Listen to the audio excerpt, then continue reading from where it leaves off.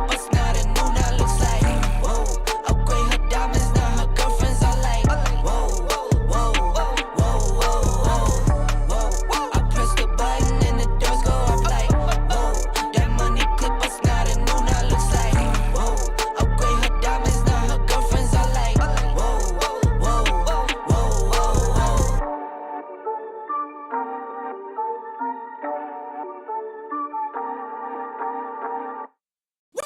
I press the button and the doors go up like, whoa. That money clip bust now the new now looks like, whoa. Upgrade her diamonds, now her girlfriends are like, whoa, whoa, whoa, whoa, whoa. Whoa, I hit record a drop, you can't ignore it. I'm transforming now these cars and planes, I'm always boarding. Just out touring down in Charlotte like I play for Hornets. When I'm performing, never boring, now you can't afford it. Champagne Perrier, Finnish friends on my face, looking like I'm from the deep. These no Cartiers, pockets deep, deep, deep, bro. I can make it in my seat, bro. Do you, I'm doing me, bro. Making noise, use a peep, bro. Whoa, I press the button and the doors go off like, whoa. That money clip bust now the new now looks like, whoa. Upgrade her diamonds, now her girlfriends are like, whoa, whoa, whoa, whoa, whoa. Neighborhood on the scene, neighborhood on the strip. Neighborhood be the name, neighborhood no crib. Neighborhood that's me, neighborhood that's Nick. Neighborhood do the dance, neighborhood do the deal. Okay, thought I'd never make it like no way. I'm the real deal, no role play. My days off, that's no days. No, I hustle hard, young rose. E be the shooter, that's cold case. Those on the deals, that's brose.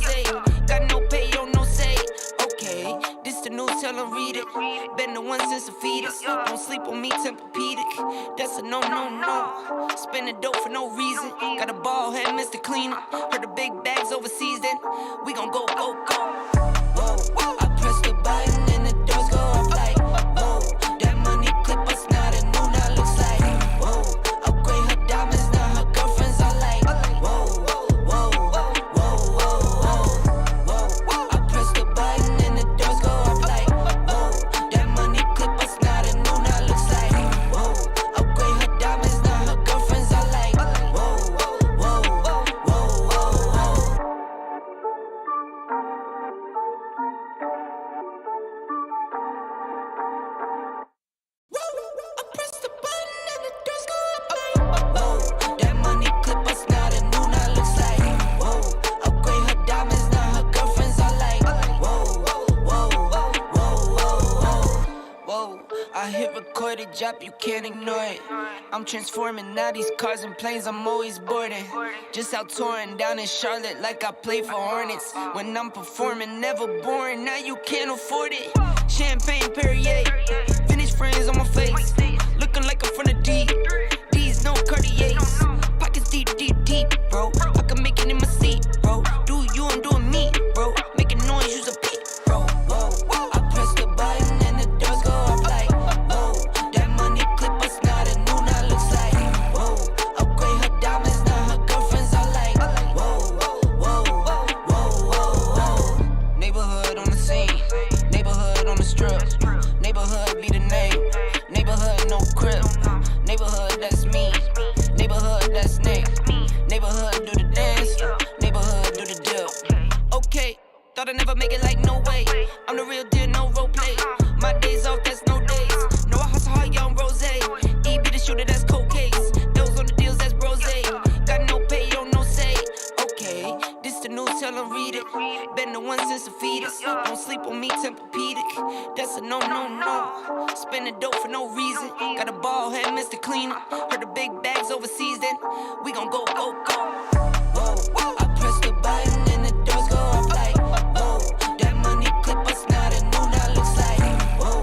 Upgrade her diamonds, now her girlfriends are like, whoa, whoa, whoa, whoa, whoa. I press the button and the doors go off like, whoa.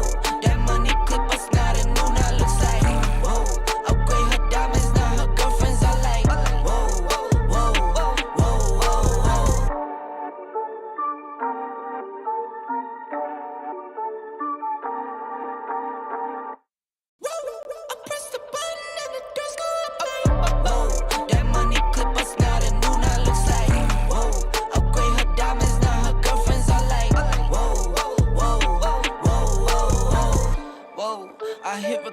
drop, you can't ignore it. I'm transforming now these cars and planes, I'm always boarding. Just out touring down in Charlotte like I play for Hornets. When I'm performing, never boring, now you can't afford it. Champagne Perrier, vintage friends on my face, looking like I'm from the deep. These no Cartiers, pockets deep, deep, deep, bro. I can make it in my seat, bro. Do you, I'm doing me, bro. Making noise, use a peep, bro. Whoa, I press the button and the doors go up like, whoa. That money clip us now, the new now looks like, whoa. Upgrade her diamonds, now her girlfriends are like, whoa, whoa, whoa. Neighborhood on the scene, neighborhood on the strip. Neighborhood be the name, neighborhood no crib. Neighborhood that's me, neighborhood that's Nick. Neighborhood do the dance, neighborhood do the dip.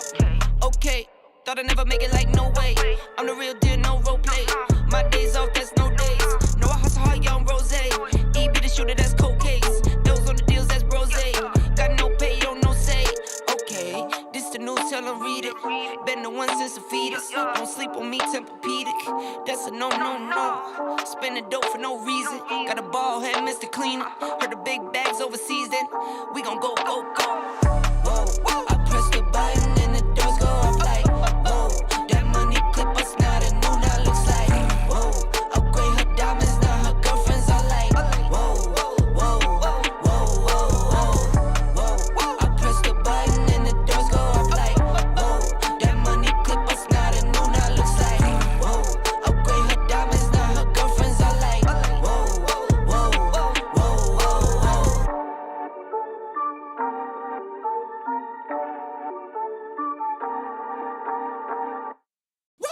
I press the button and the doors go up like, whoa. That money clip us now, the new now looks like, whoa. Upgrade her diamonds, now her girlfriends are like, whoa, whoa. I hit recorded, drop, you can't ignore it. I'm transforming now these cars and planes, I'm always boarding. Just out touring down in Charlotte like I play for Hornets. When I'm performing, never boring, now you can't afford it. Champagne Perrier, vintage friends on my face, looking like I'm from the deep. These no Cartiers, pockets deep, deep, deep, bro. I can make it in my seat, bro. Do you, I'm doing me, bro. Making noise, use a peep, bro. Whoa, I press the button and the doors go up like, whoa. That money clip us now, the new now looks like, whoa. Upgrade her diamonds, now her girlfriends are like, whoa, whoa. Neighborhood on the scene, neighborhood on the strip. Neighborhood be the name, neighborhood no crib. Neighborhood that's me, neighborhood that's Nick. Neighborhood do the dance, neighborhood do the dip. Okay, thought I'd never make it like no way. I'm the real deal, no role play. My days off, that's no days. No, I hustle hard, young rose. E be the shooter, that's cold case. Those on the deals, that's brose. Got no pay, don't no say. Okay, this the news, tell them read it. Been the one since the fetus. Don't sleep on me, Tempur-Pedic. That's a no, no, no. Spending dope for no reason. Got a ball head, Mr. Cleaner. Heard the big bags overseas, then we gon' go, go, go. Whoa, I press the button and the doors go up like, whoa. That money clip us now, the new now looks like, whoa. Upgrade her diamonds, now her girlfriends are like, whoa, whoa. I press the button and the doors go up like, whoa. That money clip us now, the new now looks like, whoa. Upgrade her diamonds, now her girlfriends are like, whoa, whoa.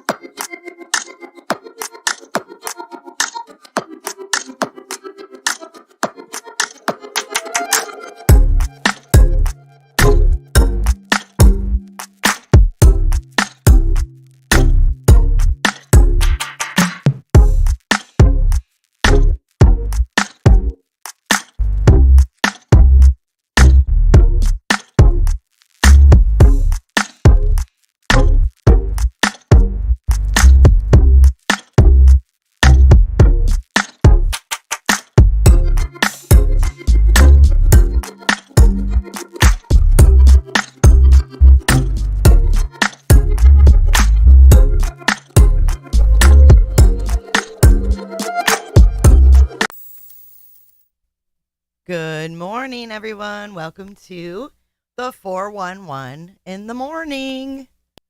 Welcome to chat. I've seen a lot of you already in chat. Thank you for joining this morning. It is good to see you without having to see Letitia's stringy, greasy hair. Speaking of stringy, I'm looking a little stringy, but I'm not greasy. I can promise you that. I heard Eduardo. Eduardo.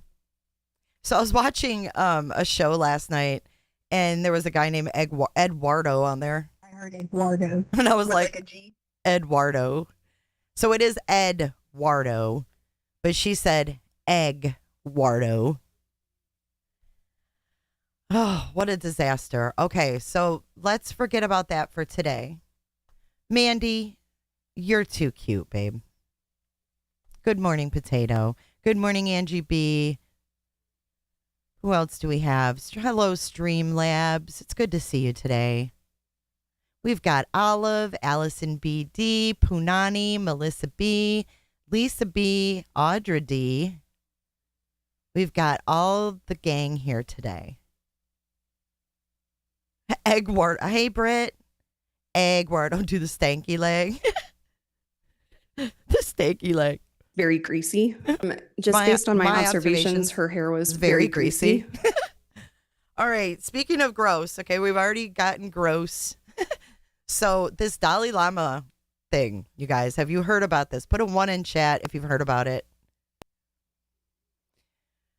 So I've got the video and we're going to watch the clip, but this is very disturbing in my opinion.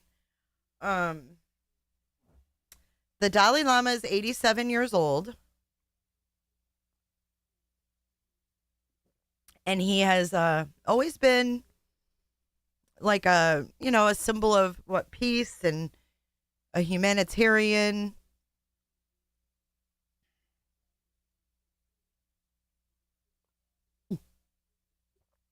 Olive Juice says 1 barf. Yeah, it's very gross. So let's play it and then we'll talk. So this was, let me explain. Let me give you a little backstory first. This was at a public event. And I want you to see this woman because this camera angle here shows this lady and she's smiling at first. Let's see if that smile changes as the video goes on. I don't know if that's his mother or who that is, but this is a public event where people were like in line to see him. Okay. And this little boy, it was his turn. Yeah, Potato. Everything is a lie. Everything has been a facade. So we're pulling away the screen, it seems like, on a lot of things. And this one's pretty shocking, I think, to a lot of people. A lot of people have a hard time accepting this. So he's 87. They were lined up to see him. And this little boy got up there and he asked for a kiss. So he asks for a kiss on the lips, or he asks for a kiss on the cheek, and then he goes for a kiss on the lips. And then he asks the boy to suck his tongue. Disturbing. The Dalai Lama apologised on Monday after footage showed him asking a young boy to, quote, suck my tongue at a public event. Reuters has not been able to obtain access to that moment, but this footage shows their exchange before the incident. Oh, this isn't the actual A statement video. on the 87-year-old's Twitter said, quote, a video clip has been circulating that shows a recent meeting when a young boy asked His Holiness the Dalai Lama if he could give him a hug. His Holiness wishes to apologise to the boy and his family, as well as his many friends across the world, for the hurt his words may have caused. The statement said the Tibetan spiritual leader often teases people he meets in an innocent and playful way, and that he regrets the incident. The video also shows the Nobel Peace Laureate apparently giving the boy a peck on the lips in front of a clapping and laughing audience, while a man captures the moment on a phone. The Dalai Lama fled to India in 1959 after a failed uprising against Chinese rule in Tibet. He now lives in a compound next to a temple in the northern Indian town of Dharamshala. Okay, so Megyn Kelly has the clip. Let me go to her because I thought that was it. But let's go to Megyn Kelly because that's where I saw it.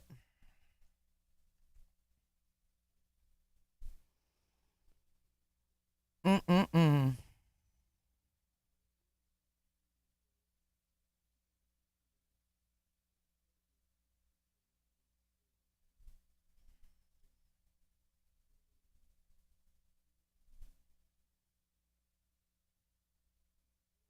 Yeah.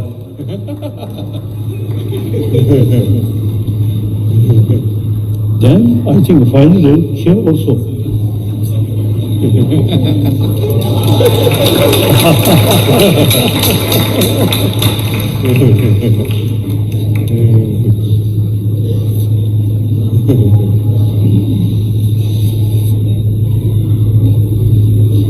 And son, my John.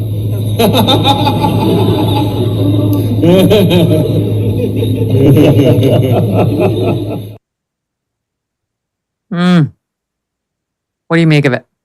Yeah. Well, honestly, I'm not quite sure what to make of it. I mean, I agree. It's completely bizarre. Everyone's troubled by this. Look at their faces. How can you apologize for that? You can't apologize for that. There's no apologies. Yeah, he said tongue and he stuck his tongue out. Let's watch this again. For those of you in the back, Mandy. Mandy. Look at his face before they watch it. He didn't even want to watch it. He was like, I don't know. This dude was clearly shook about the news. I mean, really, he was. And then we'll talk about it. Yeah.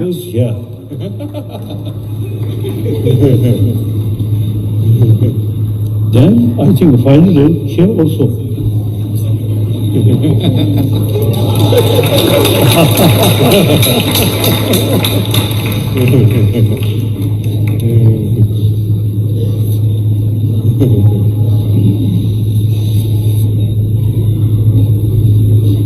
And son, my John.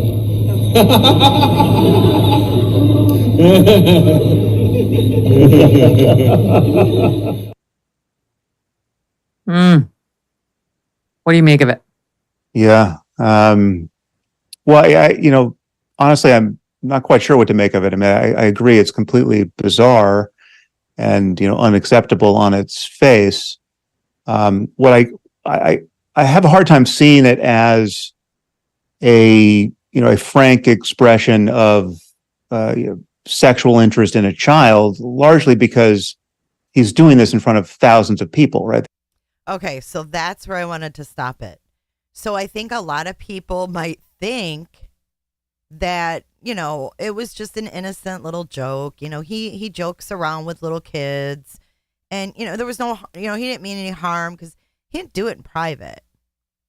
The fact that he did it in public makes me think that this 87-year-old has no filter and it came out. Because when you get to be 87 years old, things come out. I watched it firsthand with my dad. My dad was 84 years old and things just came out. And it wasn't dishonest shit coming out. It was just like, blunt, came out. Didn't really realize how inappropriate that is.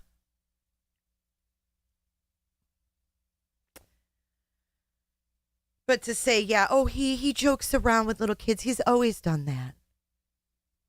Well, it's not okay. And we just never knew this, I think.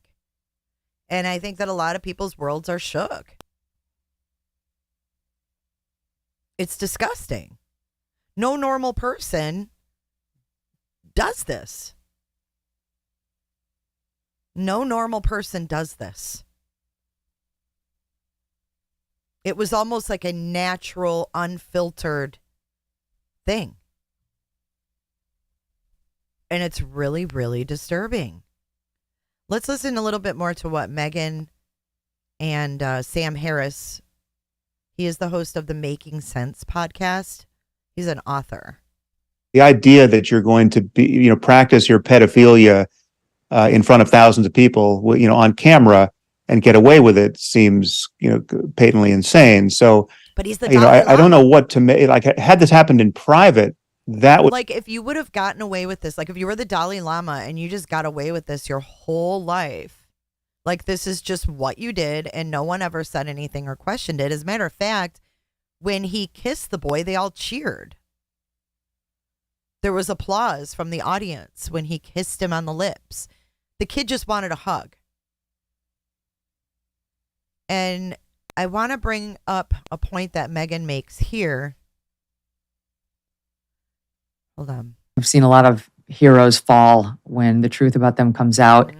Jerry Sandusky and the whole thing at Penn State. It's just, a lot of people looked up to him, believed he loved, kids, and then we were told a very different story. The thing about the Dalai Lama, though, I understand your point. It would in some ways be worse if he did it behind closed doors, because then you'd really have to say, where's this going? And you knew that exchange in that moment at least was going nowhere. Hold on. I want to fast forward. That's not the part. And this guy he just cannot accept that the Dalai Lama might be a creeper, a pedo. what was happening there. Again, and I don't know if there's anything in Tibetan culture that I'm unaware of that would have made some sense of it. I mean, I know Megan's sitting there like, okay, dude, you're just woke. Like, you just got woke and you're trying to explain it all away. Looked into that. We looked into it. They said sticking out your tongue is frequent, but not sucking that's the on thing. it. Yeah. I mean, but it's such a total miscalibration of the effect it was going to have on his audience and the rest of the world. How about that I don't know what to attribute it to on his side. Again, he's an 87-year-old man, and I mean, your interpretation could be correct, but there's no way to know. I mean, there's no way either to investigate, right? Like that's what I would love to see. Let's do an investigation, see if there's anybody where there's smoke, there's fire, and there's other little boys out there who have a story to tell, or now grown boys. That's what should happen, but I don't think there's going to be an appetite for that because he's so revered. He's so revered and has for so many years been held up as this holy leader and this wise man. It's like, well, sometimes our heroes fall. Sometimes behind closed doors, they do absolutely reprehensible things, and you have to be open-minded to it when it's staring you in the face. Mm-hmm. Dogs are massive parts of our lives, right? They're our family. What do you think of that? And then her last point on this is really good too.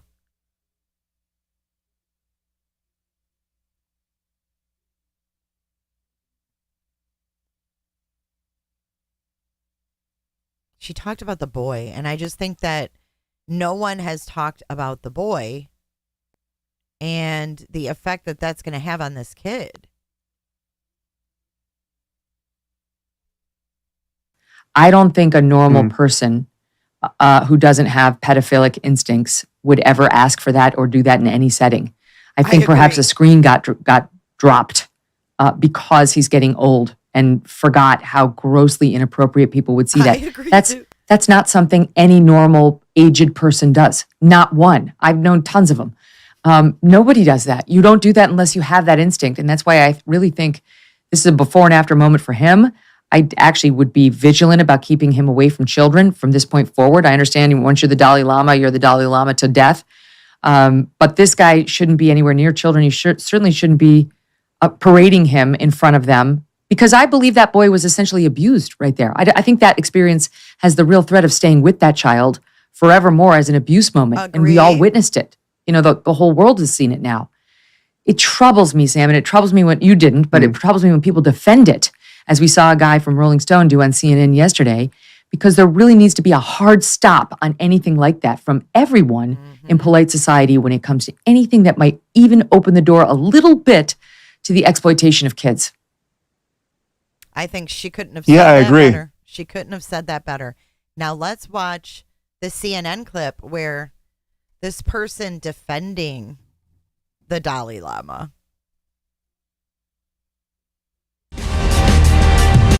Dalai Lama is a very playful human being, and we may see this in a weird kind of gross, sexualized way. Yep, we But do. this is about as sexual as a bowl of plain rice. There is nothing sexual or erotic happening in this encounter, as you can see by the reaction of the people who were there. Tibetan culture just has different boundaries around. We see the tongue as it's what we kiss with. It's sexualized. It's this, and of course that this is offensive to us, as it should be. It's not seen that way in Tibetan culture. This is a part of the body. It's something playful. The Dalai Lama has apologized for the incident. His office said, quote, So you mean to tell me that in the past, other boys have sucked his tongue? This is nothing new? In public? I'd like to see videos where this is the norm. I don't believe it. I think that's a pedophile defending a pedophile. Who would speak out on that shit and defend it? Who? I mean, he's a world Right. leader. He has meetings with people of all faiths, of all nations, of all etc. So he's not some rube who has never encountered Right. the norms of another culture and wouldn't know how this was perceived. But okay, Right. maybe it was. You know what? Good point. He's not ignorant to other cultures and what's acceptable and what's not. So I think we can't slice it any other way. I can't believe it's even up for debate. It's fucking gross. It's fucking inappropriate. And it's pedophilic. And that's just the way it is. In the words of Judge Werner, Okay, it is what it is. it is what the fuck it is. All right. So in the other story I wanted to go over with you guys, Florida executed an inmate last night. An inmate known as the Ninja Killer. And let's see. We can talk a little bit about what the Ninja Killer did. So this is the Ninja Killer. This is Louis Bernard Gaskin. Louis Bernard Gaskin was executed last night at 6:15 p.m. He was 56 years old, and he was pronounced dead at 6:15 after receiving lethal injection. He was convicted of killing Robert Sturmfuls, 56, and Georgette Sturmfuls, 55, on December 20th of 1989 in Flagler County. It was in their winter home, and that is just north of Daytona. Gaskin woke up at 4:45 a.m. yesterday, and he had his last meal at 9:45 a.m. They said that he had barbecue pork ribs, pork and turkey neck, buffalo wings, shrimp fried rice, French fries, and water. He was visited by his sister Wednesday, but he did not meet with a spiritual advisor, and no relatives of the victims had arranged to be in the witness room during the execution, which was scheduled to start at 6 p.m. By 6:15, he was dead. And it's important to note, too, that they did interview, I think it was a family member or maybe a cousin or a close family friend. And they said they had no desire to be at the execution, and they really had no desire to even see him executed. And she said, and I think this is kind of a quote, she was like, give him life without parole. He'll never get out and done. And this comes on the cusp of Governor DeSantis wanting to make changes to our death penalty. And let's talk a little bit about that. So, let's go through the execution first. Sorry. So his final statement was, justice is not about the crime. Justice is not about the crime. It's not about the criminal. It's about the law. He then referred to legal proceedings surrounding his case and the appeals and finished his statement saying, look at my case. Gaskin began receiving the lethal cocktail of drugs at 6:02 p.m., causing him to breathe heavily as his chest rose and fell under a white sheet. The prison's warden went to check on whether Gaskin was still conscious at 6:05 p.m. He didn't respond. Gaskin's breathing appeared to stop at 6:07 p.m. A doctor entered the death chamber at 6:14 and declared him dead a minute later. Governor DeSantis has been signing death warrants at a rapid pace this year as he prepares his widely expected presidential campaign.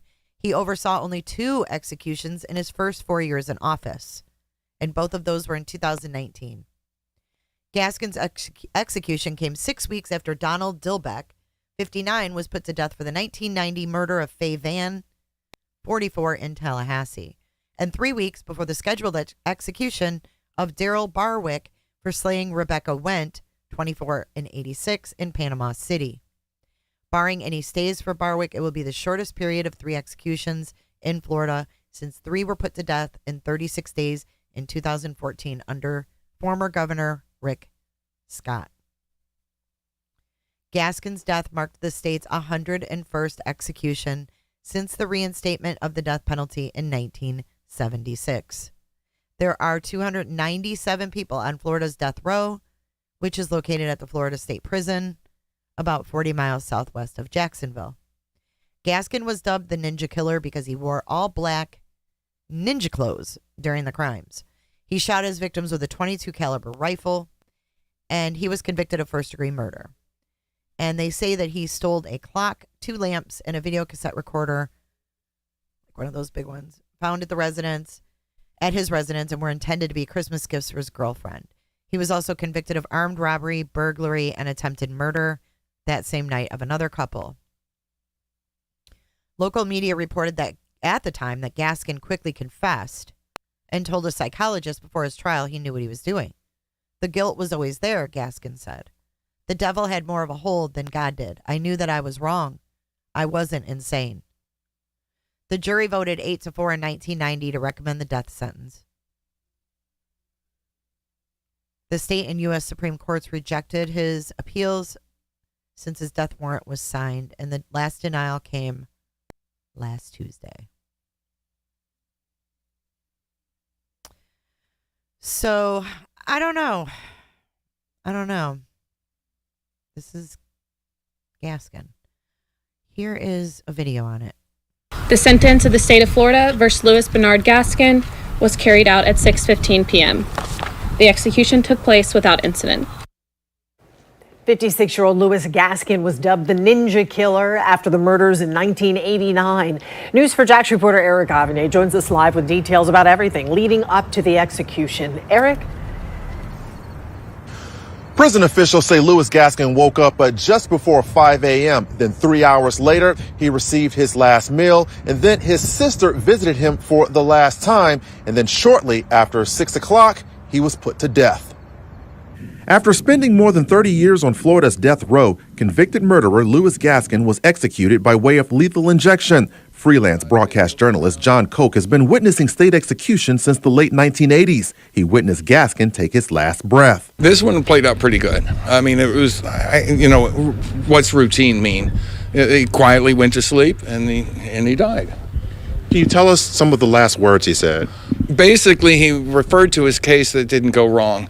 He said that basically it's not about the crime or the criminal, it's about the law. And then he asked, the last 4 words of his life was, look at my case. Gaskin was convicted in the 1989 killing of Robert and Georgette Sternfels. The New Jersey couple that he shot to death were visiting their winter home in Flagler County.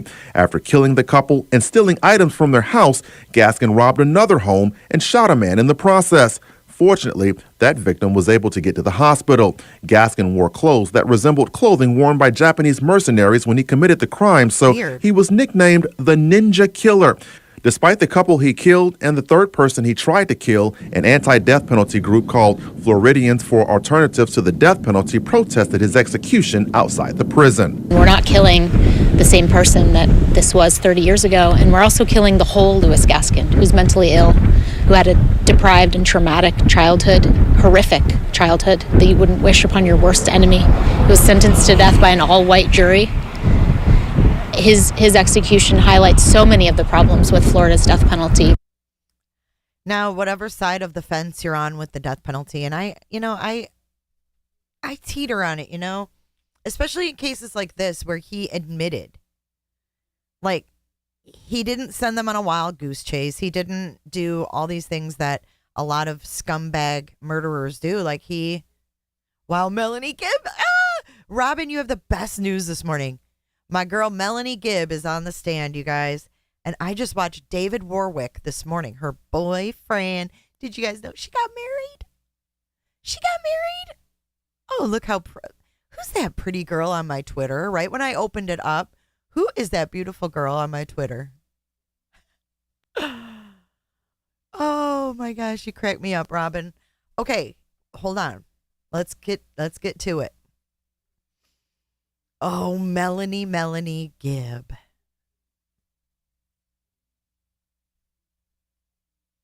Ooh, there's a lot of tweets, isn't there?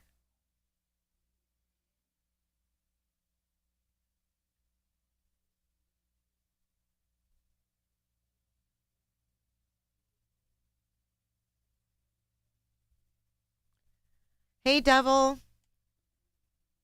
Yeah, he was on death row for 30 years. No, we can't listen live. They don't release it until after the day's done. You want to listen to David? David is just as much fire as Melanie's was. They both lie. He lies like a rug, and Pryor calls him out on it, too. Pryor's like, wait a minute. You just told me you didn't see JJ. And he's like, oh, whoops, I did. Is that what you're talking about, Mandy? You want to watch what's his face? Oh, hey, Paper Chaser. The last meal. I know. I don't know how they can eat when they know they're going to be killed. Some of them don't get shit, but most of them do. I guess they figure, what the hell? I mean, they've been sitting on death row for 30 years. I mean, what really phases you at that point, you know?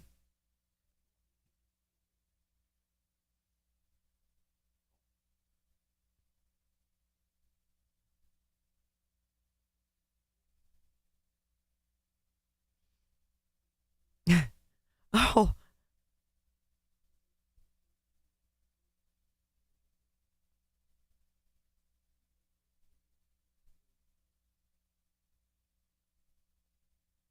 It happens a lot, Potato. A lot of death row inmates just sit there and sit there and sit there and sit there. Like, that was why it was so crazy that Tim McVeigh gave up all his appeals. You know, as an example. He gave up all his appeals and said, I want to be executed. They did it very quick. So let's read through these and then we'll watch David Warwick. How about that? Cash me with David Warwick. How about that? I don't know. Lori and Melanie were in the area. Or wait. Hold on. Inside the courtroom for another day. A woman with a hat pulled over her face was escorted in the courthouse by a Rexburg police officer. It was Melanie Gibb. Oh my God. I can't stand this lady. Can I just tell you how much I can't stand her? She went in with a hat over her head. Bitch, you called JJ a drug baby. Like, get out of here. Okay, let me see if this is better. Lori's wearing a light gray jacket and black rimmed glasses. Her attorneys are here and all the prosecutors are at their table. Judge Boyce has entered the courtroom. Annie Cushing and her daughter are there, and Larry and Kay Woodcock, along with several family members. And then he's got a timeline he put together. Let's see. Jurors have been brought in.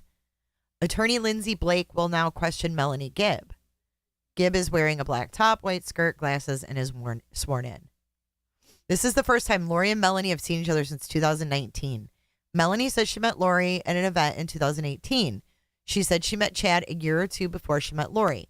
She says when she met Chad, it was casual, and they were not close friends. Melanie says she and Lori kept in touch after they met. Melanie met Tylee within a week of meeting Lori. Melanie said Tylee seemed upset and frustrated with Lori most of the time. There was tension in the relationship, Melanie says.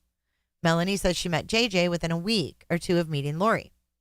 She said Lori was affectionate with JJ and would sing him songs at bedtime. But as time went on, Lori wasn't as focused on JJ and Lori was distracted a lot. Melanie says she saw Lori daily or several times a week during the beginning of their friendship. Things changed in January 2019 when Lori started moving. Melanie lived within 20 to 25 minutes of each other. They would get together, speak on the phone, and text. In January of 2019, Lori decided to leave Arizona and stay with Alex. Then she went to Hawaii, then to Texas, then back to Arizona by July when Charles was killed. Melanie says she and Lori went on a trip with 5 to 6 other ladies for a conference in Utah. Melanie observed a meeting between Chad and Lori. Chad and Lori had never met before. The conference was Friday, Saturday, and Sunday. Most people went home. Chad stayed Friday and Saturday. Lori and Melanie were in the area Friday through Sunday. Melanie says Chad and Lori were very friendly, talking a lot about their beliefs, and that there was definitely an attraction at the beginning. Lori was interested in Chad like someone would be when they meet someone they're attracted to. She seemed flattered with him and was flirty-like. Melanie says Lori had read a few of Chad's books before they met. Melanie is asked if she ever spoke with Chad about the first time she met Lori. She says most likely, but doesn't remember. Melanie spoke with Lori after Lori meeting Chad. So Melanie started talking to Lori after Lori started talking to Chad. She shared with me that he told her they had been married in another time period. She did believe that. She had already had the belief that there was multiple lives, as they would call it. She already believed that before she physically met him. Melanie says Lori told her that Lori had been married to the prophet Moroni from the Book of Mormon. After the conference, Lori kept in touch with Chad on the phone. Chad was married to Tammy at the time, and Lori was married to Charles, and both spouses were alive. Melanie says she learned of the term multiple probations when she first started interacting with Lori. Lori and Chad introduced this teaching to Melanie, and Chad often spoke about it. Lori told Melanie that she and Chad often spoke about multiple probations. Melanie says the definition of multiple probations changed the longer they knew each other, but the basic belief was that you could live multiple times on the earth and it would be different for everyone. 2 weekends after the meeting, Chad came to Arizona for another event. Melanie and Lori went to this conference. Of course they did. Lori held a meeting at her house before the conference. Of course she did. Melanie does not remember if Chad was there. Melanie saw Lori and Chad interacting at the conference. Chad stayed at Lori's house over the weekend. Charles was out of town, according to Melanie. Lori told Melanie that she had been married 4 to 5 times as other characters. Chad too. Lori told Melanie that the weekend Chad came to Arizona, they met in the LDS temple together, and they were sealed together by Moroni and Jesus Christ. That relationship of multiple lives was reunited. This happened in a waiting room, not in a sealing room in the temple. Lori was open with Melanie about her feelings for Chad. Lori only told people in her small group about her and Chad. Lori told Melanie about the 144,000 who will be here during the return of Jesus Christ to earth. Lori then said Chad and Lori would be leading the group and do a lot of missionary work ahead of the second coming. Melanie lists the names of those who were in the group and close with Lori, including Alex and Melanie Pulowski, which is Lori's niece. Within weeks of Melanie meeting Lori, Lori began telling her how Chad and Lori were supposed to lead the 144,000. Melanie describes a light and dark scale that Lori told her about after she met Chad. People who were light had signed contracts with the Savior. Those who were dark signed contracts with Satan before coming to earth. That's fucked up. And she thought her kids signed contracts with Satan. Melanie says Lori taught her about the light and dark scale. Lori would teach other friends and her brother about the scale. Anyone who was dark was working under the contract of Satan. Melanie says someone could switch from light to dark and dark to light. How do you do that? Do you unsign your contract? So that's as of 20 minutes ago. This is audio from yesterday, which I listened to. Wow. She seemed flattered with him and flirty-like. That's shocking, isn't it? Okay, here's more. Melanie says after Charles died, Lori and Chad were happy. Prior to Charles' death, Melanie said Chad and Lori communicated multiple times a day. Melanie said Lori had 2 to 3 cell phones, one phone just for Chad.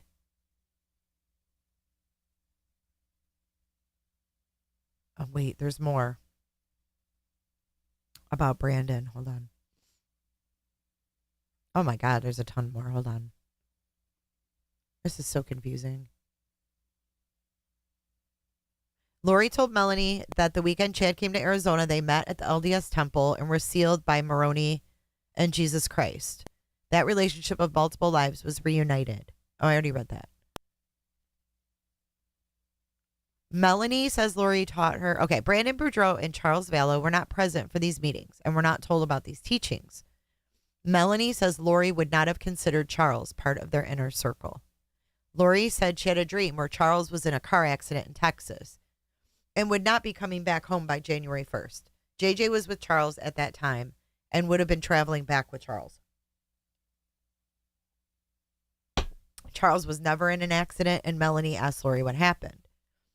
You shared you thought he was going to die, and Lori responded, he didn't because Satan interfered with the plan. Satan interfered with the plan? Oh, Lordy. Lori is looking at Melanie during this testimony and also taking notes. I can't wait for Cross. Lori told Melanie about castings. This involved a prayer to get the evil spirit out of someone and encourage the spirit to come out by the power of God. Melanie participated in a casting in January, February of 2019 after Lori learned Charles was dark. What?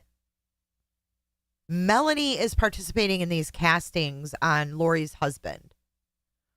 Charles was the first person that Lori ever called dark. The first casting Melanie was involved in was with Lori and a group of women at Zulima's house.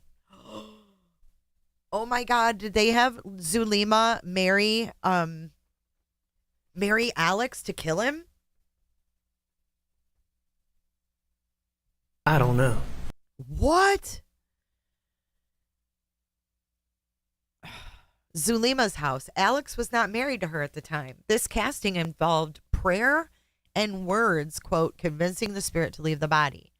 This would be the spirit that took over a particular person's body. Melanie says the first time the group thought they had cast an evil spirit named Ned out of Charles' body.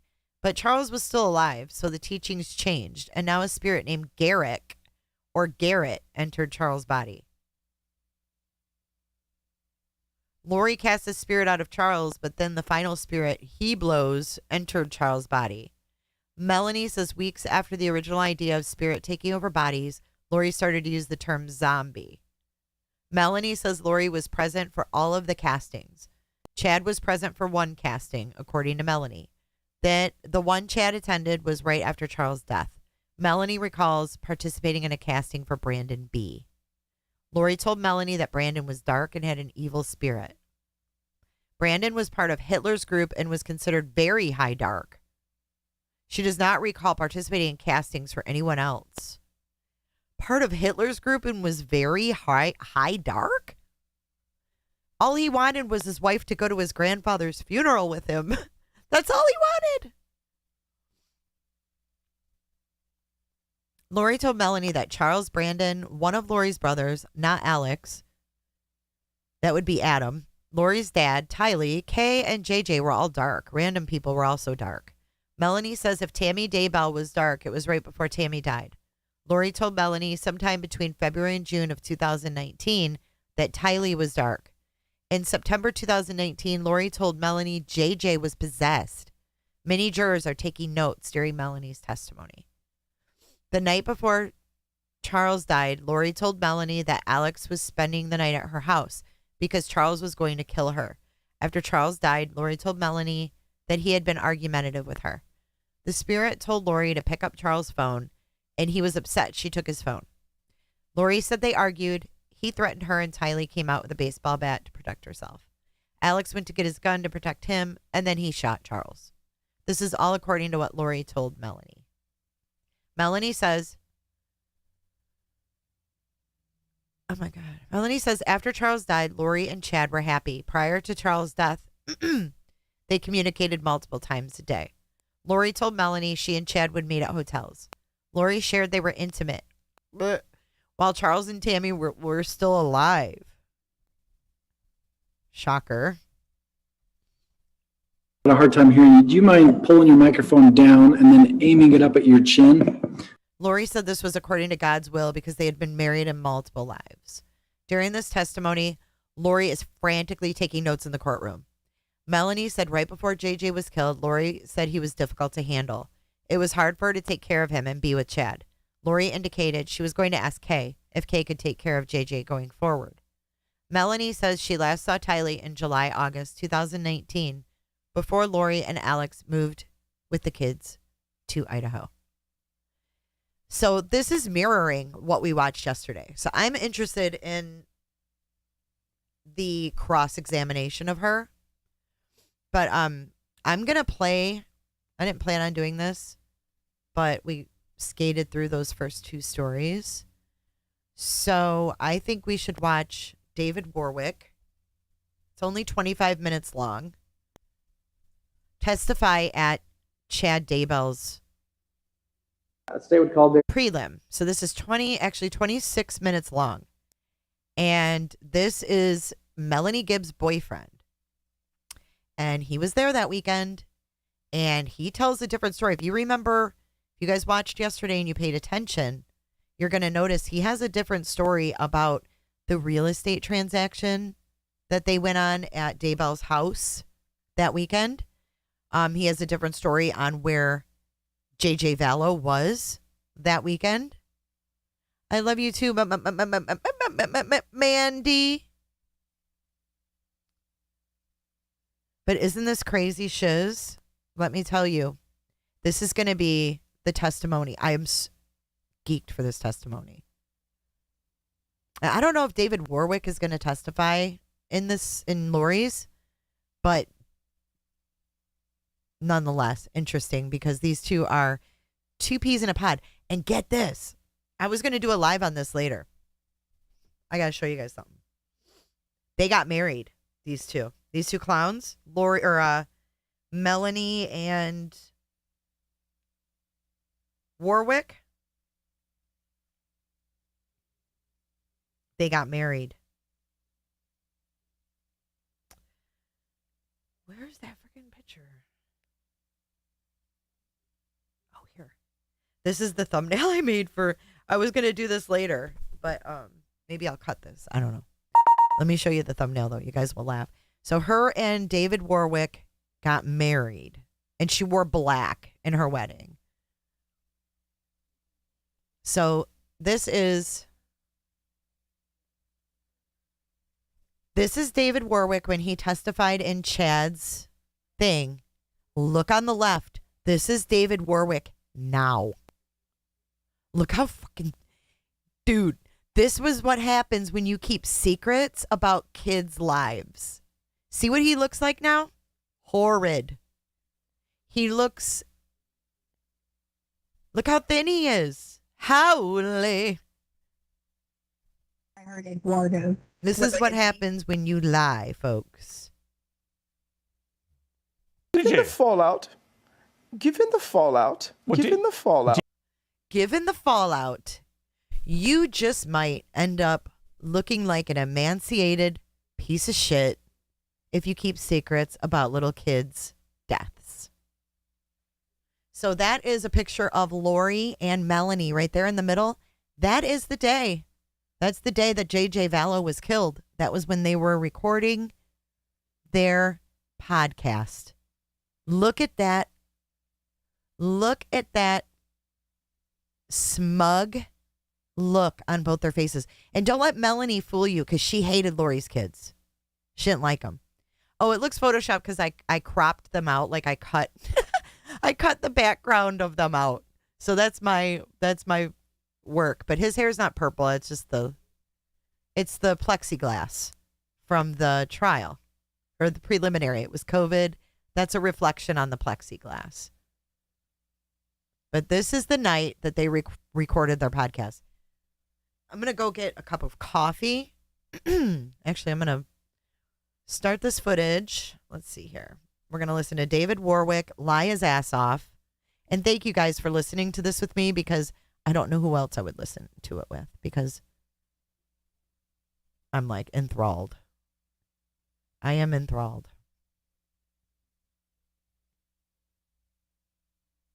Okay, so let me.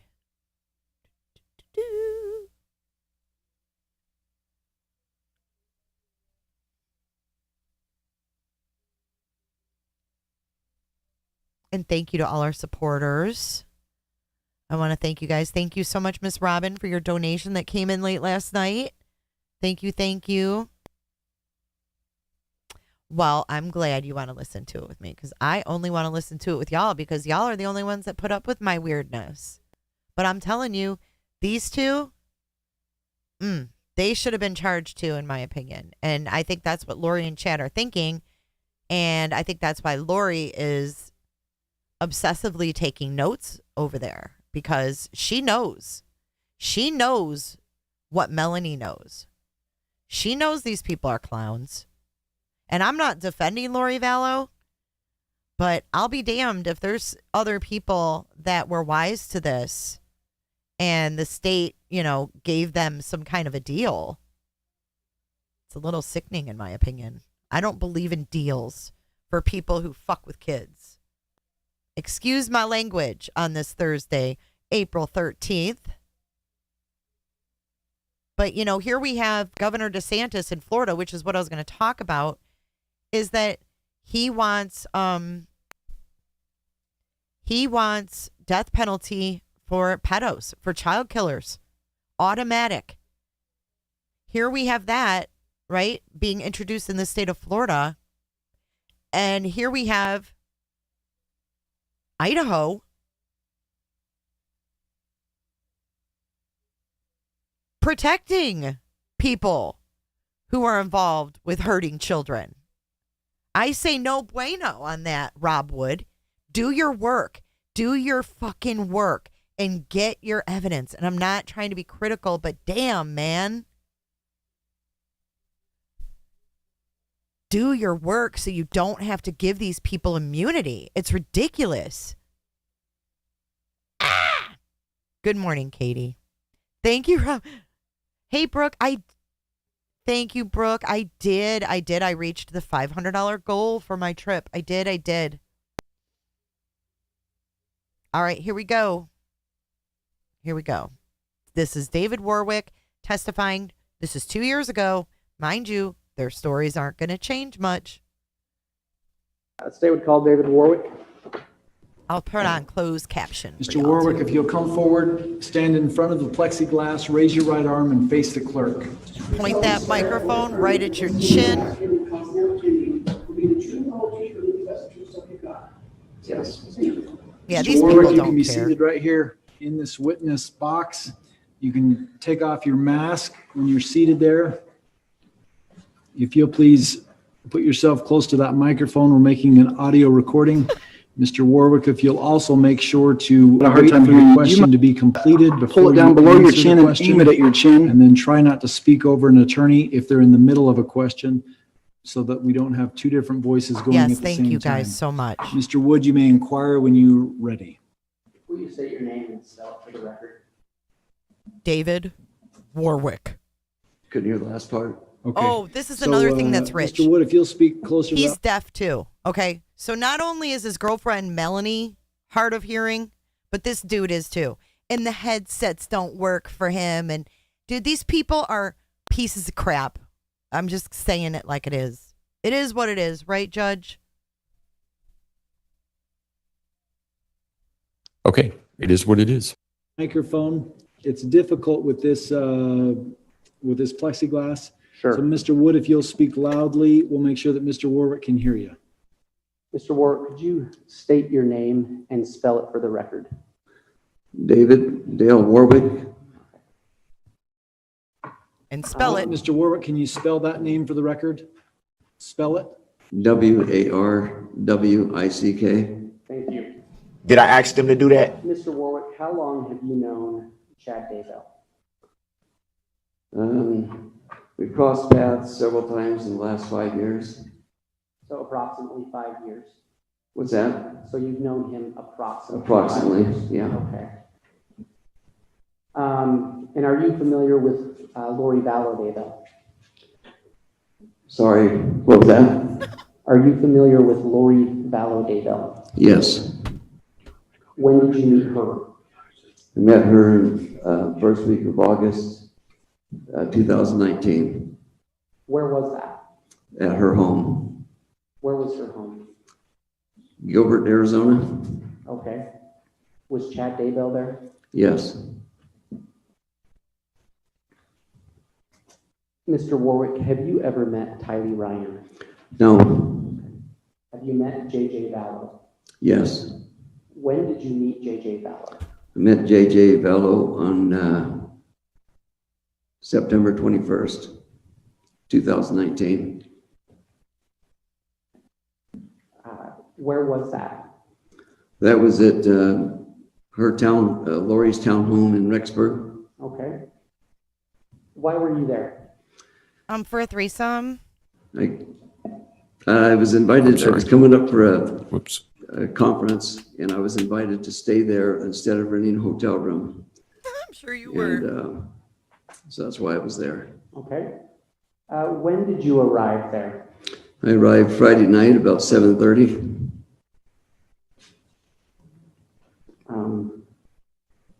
And you said you were there for a conference, correct? Say that again? You said you were there for a conference, correct? Yeah, the conference was on Saturday. And so, And you attended that conference, correct? yes. While you were there, how often did you see Chad Daybell? At the condo or over the weekend? Over Sorry. the weekend. Total. 3 times that I can recall. Okay. How many times did you see him in Lori's home?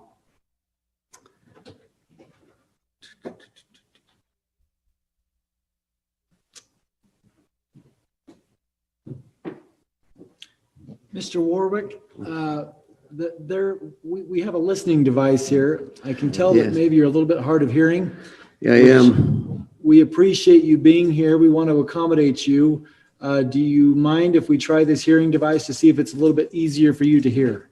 Yes, that'd be great. These nuts.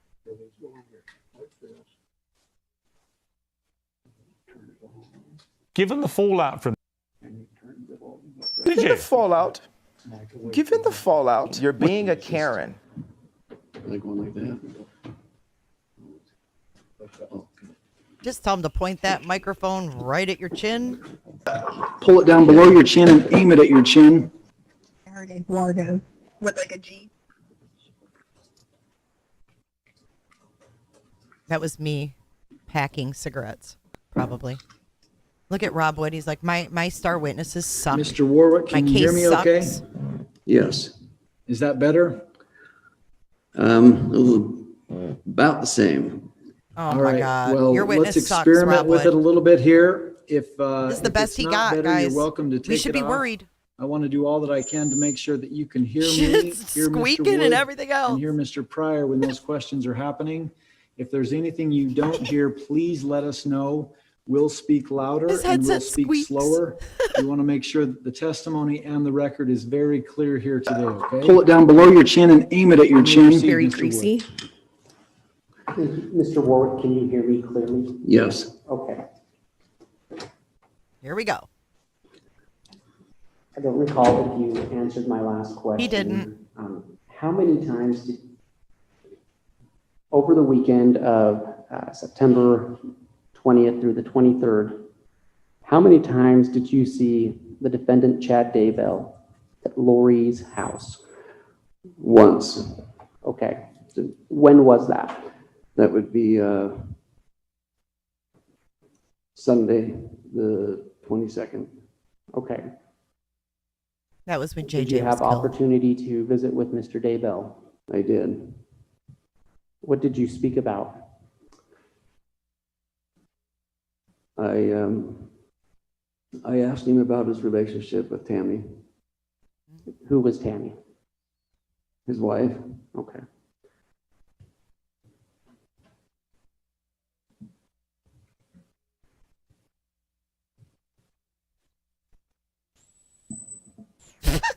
Did you hear it squeak again? Mr. Warwick, did you see JJ Vallow in Lori's apartment? I did. Did you interact with him at all? I tried to a couple of times. Okay. How did that go? It was like I wasn't even there. He didn't acknowledge me at all. Okay.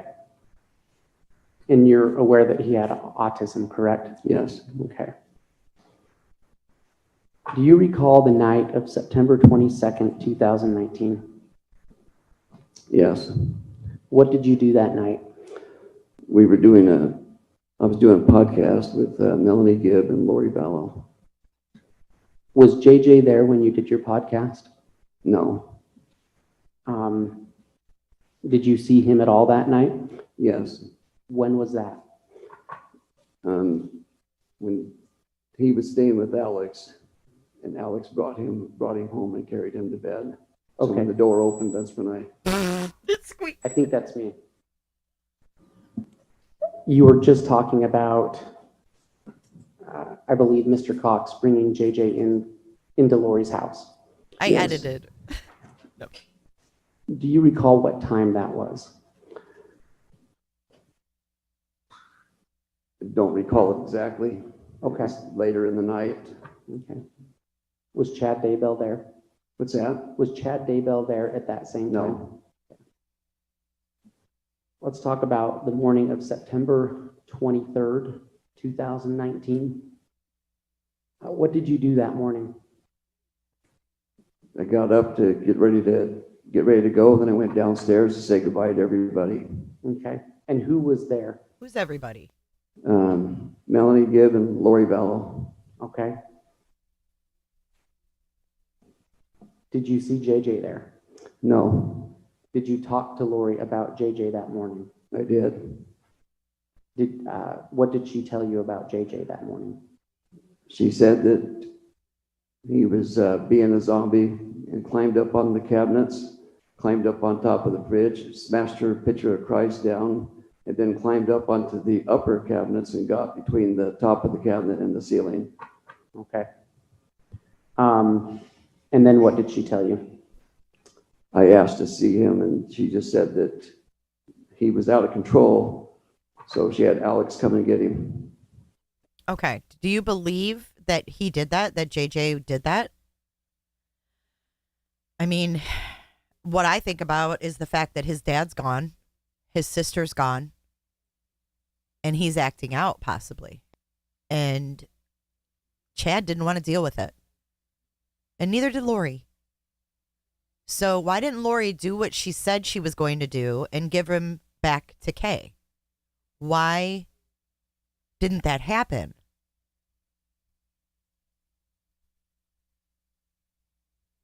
Who was Alex? Lori's brother. Okay. Is that Alex Cox? Yes. Okay.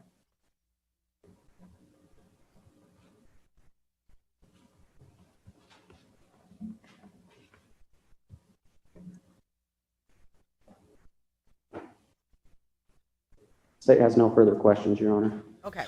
Now, Cross-examination. Mr. Pryor, if you'll please speak as close as you possibly can to that microphone. Okay. So, before we get to the cross, you notice that Rob Wood did not ask him about the real estate transactions or the real estate they went to go look at by Daybell's house. When he asked what they did that weekend, all he asked about was the podcast. And when he got up and left that morning, if he saw JJ, he didn't say anything about anything else. Now, let's listen to Pryor. I think it's going to be a lot easier to hear. And Mr. Warwick, at any time you don't understand my question, would you please ask me to state it again, please, sir, would you? Yes. Thank you. Mr. Warwick, would it be a fair statement that Mr. Daybell only showed up the entire weekend from the 19th to the 23rd at Lori Vallow's apartment one time? That's what I can remember. Okay. So to suggest, or if anyone suggested that he was in and out of there multiple times, that's just not a true statement, would it? Is that correct? I'm not sure about that either. I know I saw Chad throughout the weekend at least 3 times. I'm trying to remember if it was twice at Lori's or other places because we went to other properties. But when someone suggests multiple times, that means more than 3 or 4 times, and that's Objection. It means more than once to the Hold up. foundation, and it's testimonial. Hold up.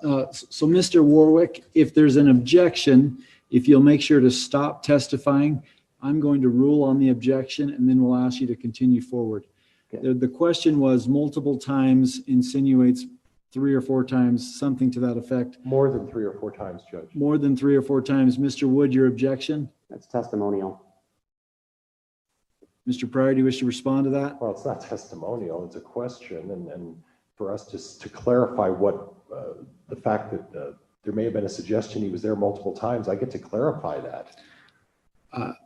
He doesn't get to create new definitions for words, Your Honor. I'm not trying to create new definitions for words. I'm trying to clarify what all of the testimony in this case is, and I'm entitled to do that. Mr. Pryor, why don't you ask the witness what his definition of multiple times is, and then you can go from there. Mr. Warwick, what is your definition of multiple times? More than once. Okay. So 2 times is multiple times. Yeah, 2 times to be multiple times. Okay. And I'm just trying to be going off the best of my memory. Okay. To be honest. And I appreciate that. Thank you, sir. There was one of those multiple times, the 2 or 3 times you saw Mr. Daybell was viewing a piece of property. Is that correct? Yes. And that was at what time? That was on the Sunday, the 22nd? It was a Sunday. It was Sunday. I can't remember if it was late morning or afternoon. And who was present at that real estate discussion? First, it was Lori Vallow, Alex Cox, Melanie Gibb. Okay, boom, bombshell right there. Do you remember that Melanie said Lori wasn't there? Remember? It was Alex, Chad, Lori, and this guy, David. That's what Melanie testified to. First thing he says is Lori Vallow was there. Wow. It was late morning or afternoon. And who was present at that real estate discussion? First, it was Lori Vallow, Alex Cox, first, Melanie Gibb, and then Chad showed up later with a realtor. Okay. And where was that located, that discussion and that meeting? It was. May I offer a suggestion, Well, I'm Chief? trying to. May I offer a suggestion that it was at a piece of property close to Chad Daybell's? Yes. So at that point, Miss Vallow and your girlfriend at the time, Miss Gibb, were there. Then you showed up, and then Mr. Daybell showed up with a real estate agent and himself. So there were 5 of you there. Is that correct? Yes. Okay. And how long of a meeting was? There we go. He just put Lori there. He just put Lori there. Is this going to matter? I don't know. That, sir? I'd estimate 30 minutes. Okay. And when did that meeting end approximately? And I don't need an exact idea, but a ballpark as to when you felt that meeting ended. I really don't recall. Okay. And then after that meeting was it late afternoon, early afternoon? I really don't recall. I'm trying to. Was it in the morning? If it was morning, I would say it was late. Okay. But at some point the meeting ended, and then did Mr. Daybell go back to Lori Vallow's apartment at that point? No. Did Miss Vallow and your girlfriend go back to Lori Vallow's apartment? See these pauses? Melanie testified that they all went back to Lori's, except for Chad. Well, everybody had separate cars, so. That wasn't the question. We all just kind of went our different directions. Okay.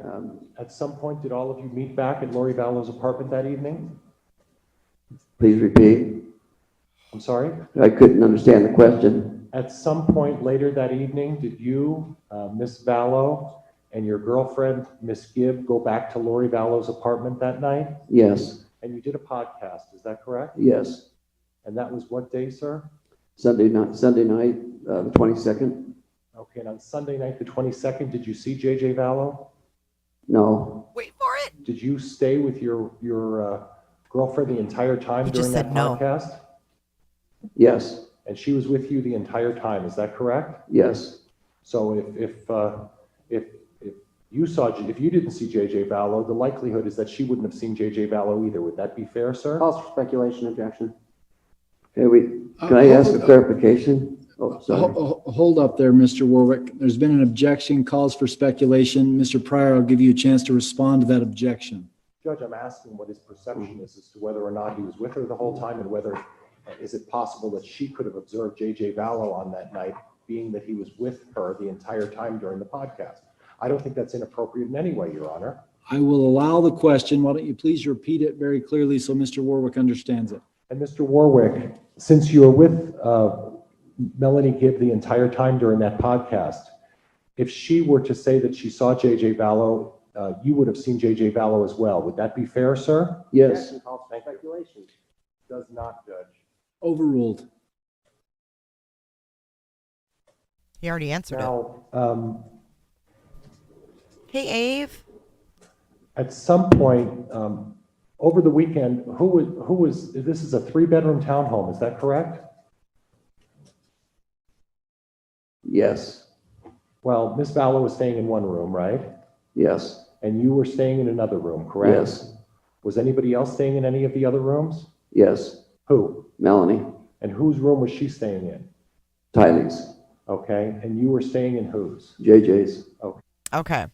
So these two clowns were staying with Lori. One was staying in Tylee's room and one was staying in JJ's room. And they have conflicting stories on who saw JJ and who didn't. And these are potentially the state's star witnesses. We should be worried that these people may walk. Because if I'm a juror and I'm listening to this dude and I'm listening to Melanie Gibb and I'm hearing their conflicting stories, their lies and their pauses and their like inability to answer simple questions about the last times these kids were saw alive, yikes. It's not a good look for the state.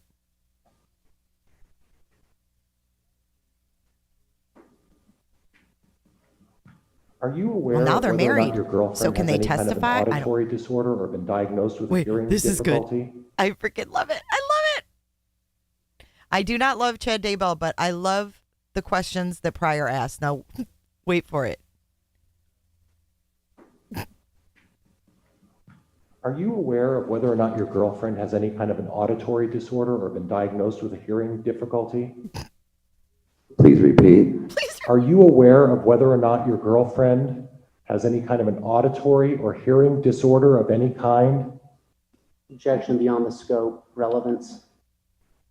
Mr. Pryor? Judge, it goes to perception of whether or not either of them can hear properly. I think it's proper examination. Ms. Gibb has testified a certain way, and I want this witness to confirm that. And I think I'm I think I'm perfectly within my right to inquire about that. With the objection beyond the scope, there was no direct examination of this witness about an auditory disorder of Ms. Gibbs, so I will sustain the objection. Even though it was sustained, he still said it. He still said it and got it on the record. Oh, good morning, jammers. Oh, shoot. You're aware of Mr. Daybell's writings, is that correct? Please. Objection. You're familiar with Mr. Daybell's writings, is that correct? Objection beyond the scope. We never asked that or anything about that. Sustained. Judge, if I may, there was some inquiry about him having familiarity and knowing Mr. Daybell for 5 years. I think I ought to be able to inquire as to what is the extent and his understanding of that relationship that he claims he has had with Mr. Daybell for 5 years. So I would ask the court to, respectfully, I would ask the court to reconsider its ruling. Mr. Wood, I'll let you respond to that. That is true. There was questioning about the relationship between Mr. Warwick and Mr. Daybell. So why do you think we used to call this Judge Bobby Brady? He actually looks like Bobby Brady. But yeah, why do you think that this judge is no longer on the case? He was so fair to John Pryor. He was so fair. He didn't favor the state at all. And now we've got Boyce shut out, completely shut out everything.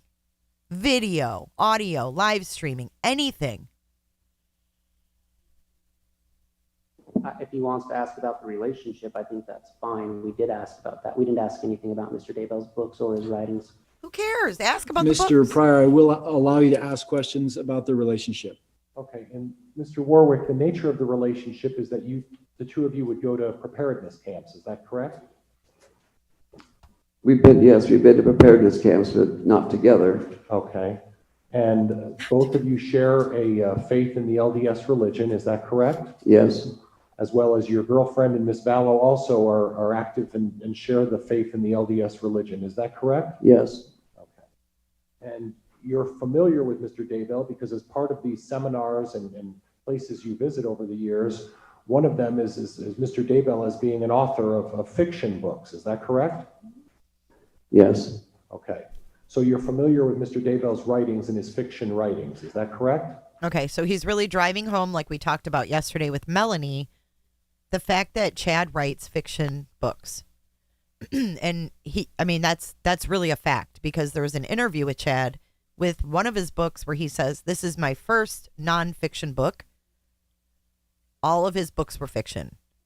So I think the point he's trying to make is that, they're basing his stories in these books on what they did and what they believed. And I think Chad's defense is going to be, no, those aren't my beliefs. Those are fictional writings. So is that going to hold water? I don't know. But these people all being liars does not look good to me. Not the fiction. I did not. I am anxiously awaiting the Melanie Gibb audio tonight, let me tell you. Read any fiction books. Okay, but he did write fiction books. Your Honor, I've already objected. This has been ruled on. And Rob Wood does not want that out. His understanding of his relationship, I think it's perfectly permissible. As far as the question, have the books been read? It's already been answered that he did not read any of the fiction books. Why don't we go from there? Mr. Pryor, you may proceed. Judge, I think I'm going to move in a different direction if I may. You may. The judge is like, please. How well did you know Alex Cox, sir? What about Alex Cox? How well did you know him, sir? Not very well. Okay. Would you clarify your answer a little bit for me in terms of what the nature of your relationship with Alex Cox was?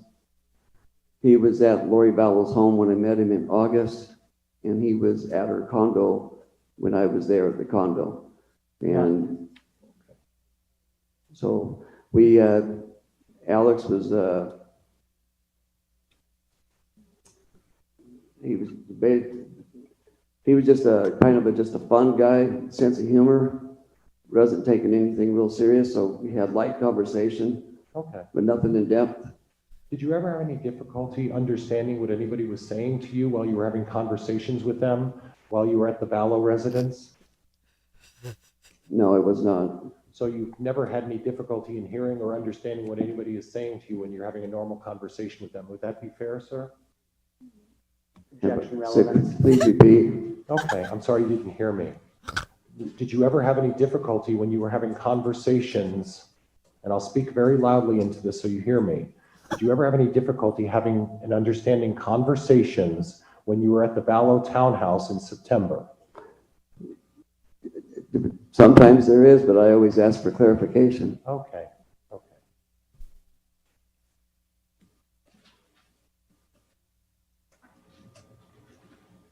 Alex Cox, would it be fair to represent to you that your recollection from September 19th through the 23rd of September, that Alex Cox was a frequent visitor to Lori Vallow's townhome? Yes. Okay. And at one point, did you ever observe Alex Cox babysitting JJ? He seemed to take care of JJ really well. They seemed to have a good relationship. And so. They were very close. Would that be fair? They seemed close to me. And anybody else, you know, and I don't want to misrepresent, but obviously JJ would have difficulty being with anybody else and would have some difficulty other than Alex. It was difficult for him to bond with other male people. Would that be a fair statement? That's what I observed. Okay. Now, I'd like to switch gears a little bit about Tylee. You never met Tylee, is that right? Never did. Did you ever discuss with Lori Vallow your girlfriend's relationship with Tylee? The objection beyond the scope. See, Rob Wood does not want it to come out, A, that Melanie and Tylee did not get along. Or translate that to Tylee did not like Melanie and didn't want to be around her.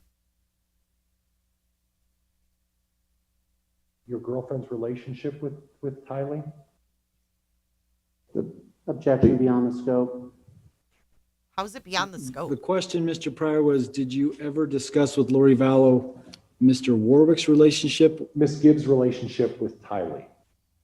Was that a topic of discussion? And there's been an objection as to beyond the scope. I'll let you respond to that, Mr. Pryor. There was some representation about that he didn't have any kind of a relationship with Tylee, and I think I ought to delve into that. If he didn't have a relationship, Miss Gibbs is claiming that she had, I'm not really sure how to define what she said as her relationship with Tylee, but I think I ought to be able to inquire in that a little bit. I'd also renew my objection based on hearsay. It calls for hearsay. Well, now wait for it. The prosecutor actually calls his witness Mr. Gibb. Mr. Gibb, and then he corrects himself. If Miss Vallow made some representations about her and Miss Gibbs' relationship with Tylee, I think that comes in, Judge.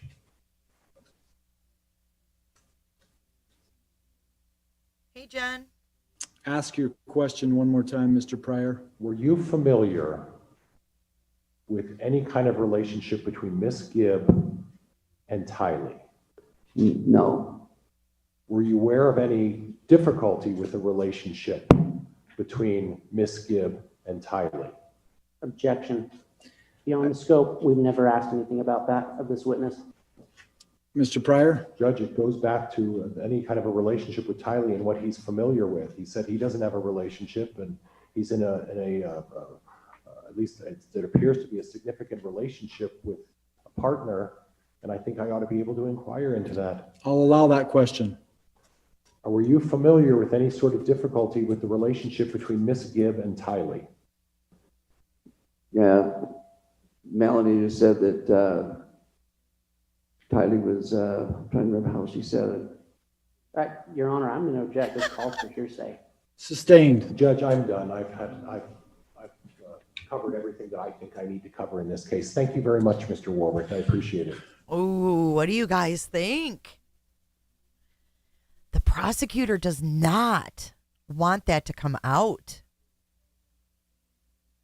Because Warwick started to answer, and then Wood was like, no. Because he started to freaking explain it. He was like, yeah. How'd she put it? Melanie just said that Tylee was, I'm trying to remember how she said it. Right, Your Honor, I'm going to object. This calls for hearsay. Sustained. Judge, I'm done. I've covered everything that I think I need to cover in this case. Thank you very much, Mr. Warwick. I appreciate it. Any redirect, Mr. Wood? Yes, just briefly. Mr. Gibb, or Mr. Warwick, I apologize. Let's hear that again. He called him Mr. fucking Gibb. After all of that, the prosecutor calls him Mr. Gibb. Any redirect, Mr. Wood? Yes, just briefly. Mr. Gibb, or Mr. Warwick, I apologize. Creep Town, dude.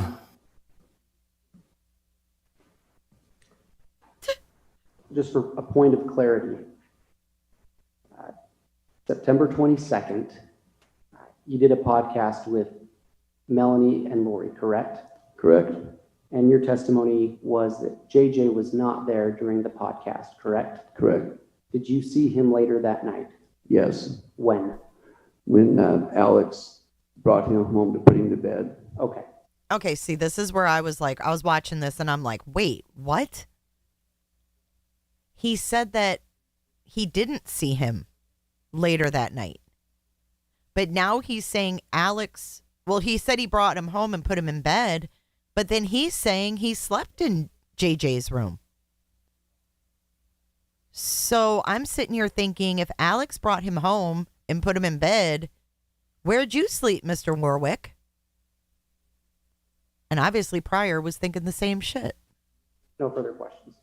And Judge, may I follow up, because that did bring up an issue in terms of that, because that's inconsistent with what I recall him previously testifying that he didn't see JJ Vallow. So I think I ought to be given the leeway for at least one very simple question, Judge. I'll allow that. Mr. Wood, if you want to follow up, if there's a new issue that's raised from the question, I'll allow that as well. Go ahead, Mr.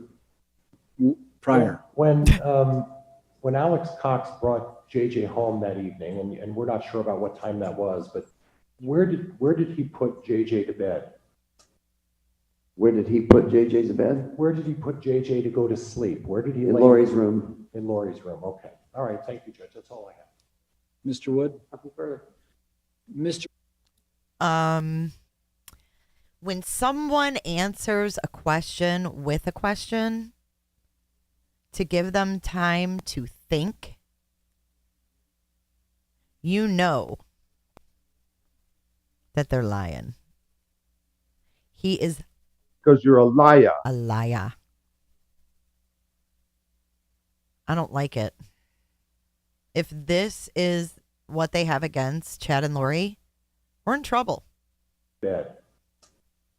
Where did he put JJ's bed? Where did he put JJ to go to sleep? Where did he In lay? Lori's room. In Lori's room. Okay. All right. Thank you, Judge. That's all I have. Mr. Wood? Nothing further. Mr. Warwick, you may be excused from the witness stand. Thank you for being here. May this witness be excused Yes, from Your the Honor. Thank you very much. Thank you, Mr. Warwick. I'm telling you, the prosecution made a deal with the devils, with Melanie and David and whoever else they have from Lori's inner circle testifying against her. They made deals with the devil because Chad Daybell is a bad man. He is a bad, bad man.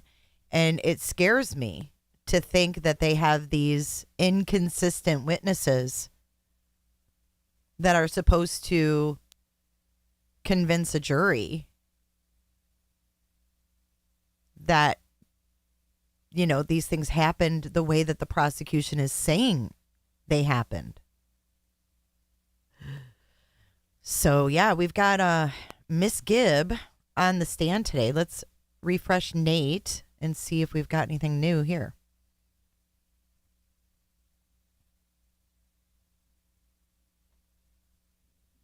Oh, okay. Let's see. They're playing her calls.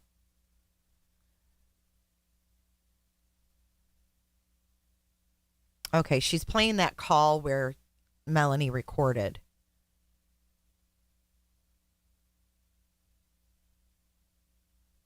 Let's go back here. After Lori moved to Idaho, Melanie recalls talking with her on the phone, and Melanie heard Tylee in the background. Lori asked Melanie to come visit her. Excuse me. In September of 2019, there was a seminar in Rexburg. So Melanie and her boyfriend David went up.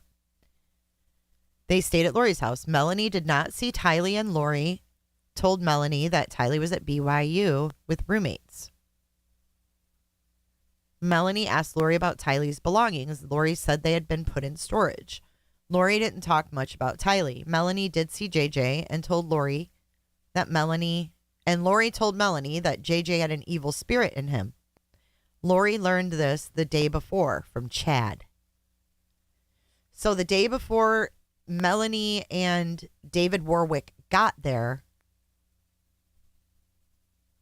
it looks like Chad told Lori that JJ had an evil spirit.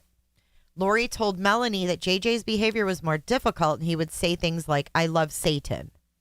Right. Okay. JJ would climb up on the fridge on top of the cabinets and was acting aggressively. Lori tried to explain how he was changing into a more negative type of demeanor. Melanie says she did not notice any changes in JJ, and he appeared to be a typical 7-year-old autistic kid. Melanie has experience with autistic children. She said his behavior was normal. She never observed him climbing on counters, but one day he was upset and Chad took him upstairs. Oh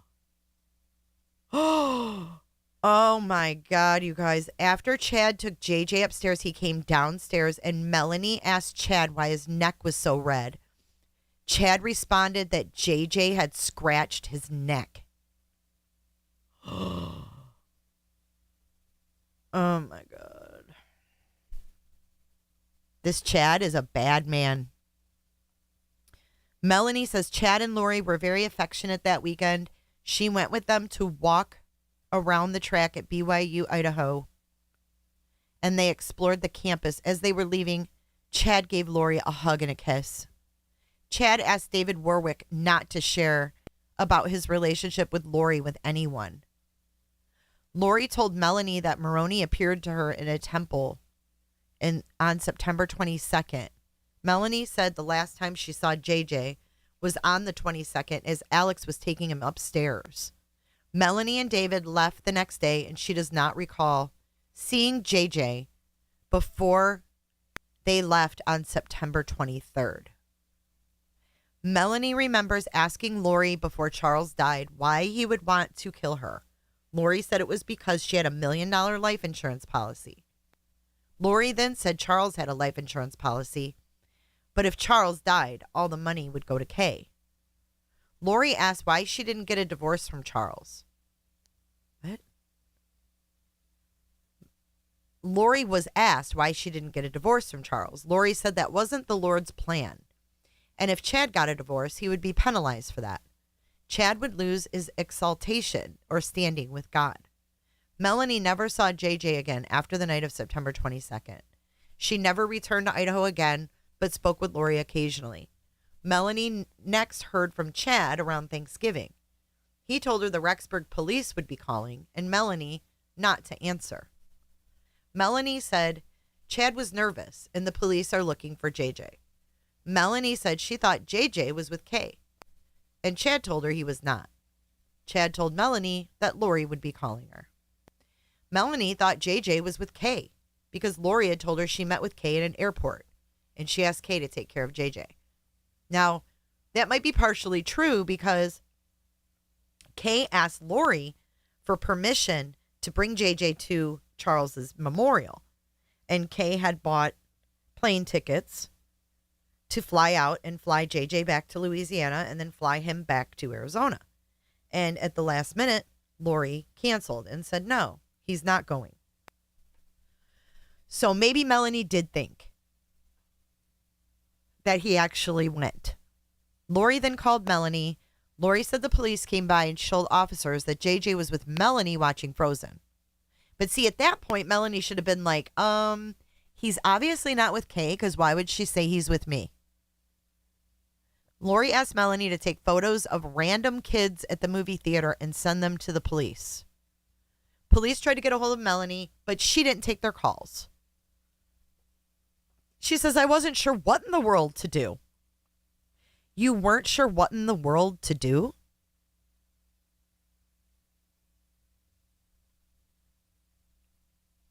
How about tell the truth? Lori told Melanie the police were dark, so she believed her? God, these people. Kay, Lori's dad, and her brother, Adam Cox, were also dark. Lori said JJ's life was in danger, and Kay was trying to kidnap him. But she just said that she thought Kay had him. Melanie wasn't sure what to believe, says she was in shock and perplexed. How about pick up the phone and try to get a hold of Kay? How about we pick up the phone and we get Kay's number and we say, hey, do you have JJ? Because Lori's acting really weird. Melanie eventually spoke to police at the end of November, beginning of December, and said JJ had not been with her. She waited weeks. Blake is now playing the call. Melanie recorded the conversation with Chad and Lori. Chad answers, "Hello, sweet Melanie." And we listened to that. I'm going to skip over all that because we listened to that call. Chad says his own children said Tammy had been getting weaker, and he said that in the call that she would die at a young age. And Chad says you have to have faith in the master plan. Melanie says you can understand my concern from an outside perspective. Melanie says she was not listening to her gut. Lori says she lives by the scriptures. Melanie says she's rested, and it says if you haven't heard the call, you should take a listen. Both Lori and Melanie are talking very fast, so it's hard to get it all in. Melanie says Lori's behavior is not one of someone who believes in Christ. And Lori says, I was never with him, and he was never divorced. Melanie says, honey, I've seen you guys together. You ain't fooling no one. Lori says Jesus Christ is protecting her, and the judge called a morning recess 20 minutes ago, and we are up to date. How about that? How about that? I know, poor JJ being played with. Drake Bell is missing in Daytona Beach, Florida actor. Drake Bell? Let's see what this is all about. Oh, from Josh and Drake? What? Missing and endangered? His name's Jared. Oh, good God. He was last seen driving his 2022 gray BMW, and I guarantee you he overdosed. I'm calling it an overdose. I don't even know anything about this guy, but I'm going to tell you right now, overdose. Yeah, he's obviously on drugs. This is fucking sad, dude.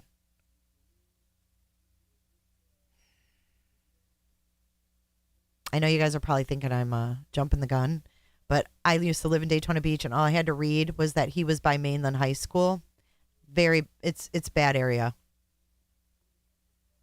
It's a bad area, and he doesn't look good. Super sad. Super duper sad. I don't think there's foul play on this one at all. He pleaded, wait, hold on. He pleaded guilty to what? Oh, man. Last year, he pleaded guilty to felony charges related to an incident involving a 15-year-old girl. Why? Why are all these people pedos?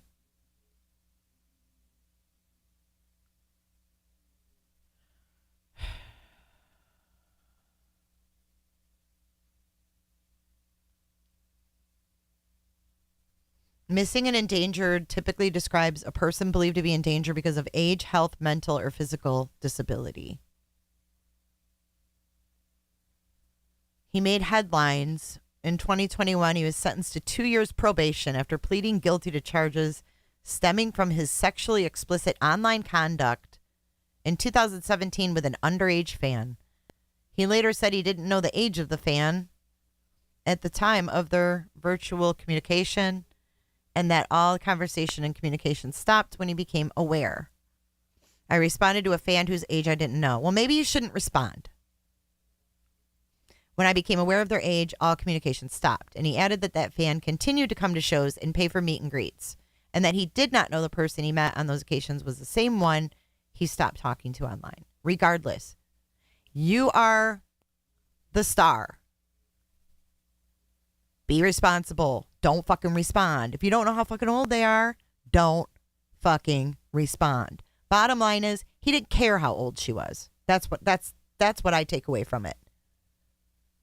Because if you're not sure and you've got underage fans, which you do when you're a Nickelodeon star, like, I'm sorry, I don't know many women his age that are probably following him on Twitter or Instagram. Who the hell's watching Drake and Josh? Kids. And he responds to a fan and says, I didn't know they were young. Okay. So guaranteed, let me sum up this story for you. This dude is a pedo. He got caught. He has no career now. So he's gallivanting around in Daytona Beach and he's on drugs. Woe is me. And I bet you that he's going to be found deceased. That's my prediction. Mandy, this is going to make me sound really old-fashioned, but 15-year-old girls don't look like 15-year-old girls anymore. No excuse for men to behave that way at all.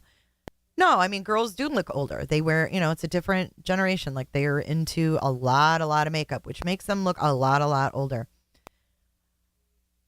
It's because they put on all that makeup and fake lashes and they plump up their lips and they bleach their hair. We didn't do that shit. My mom wouldn't let me bleach my hair. It's a totally different generation raising these kids. Totally different. But regardless, I mean, you have a Nickelodeon star. I'm sorry, you're going to have to, if you're the star, you're going to assume that most of your fans are going to be underage because I don't know many adults that watch Nickelodeon. And if they do, I don't know. Might want to have to look into that because, yeah. Yep. So he was last seen in the area of Mainland High School last night, just before 9 p.m. And I can pretty much guess what he was doing in that area. He was buying drugs. Daytona Beach is horrible. So the show Drake and Josh, my boys used to watch it when they were younger. He was on it for how many seasons? 2004 to 2007. 4 seasons. But regardless, he doesn't look well to me. Look at this. This is I think a latest picture here. Cops are concerned for his well-being. Jared Bell. And you know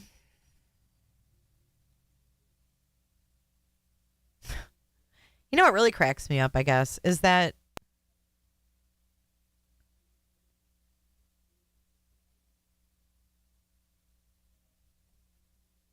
wait. This has more information.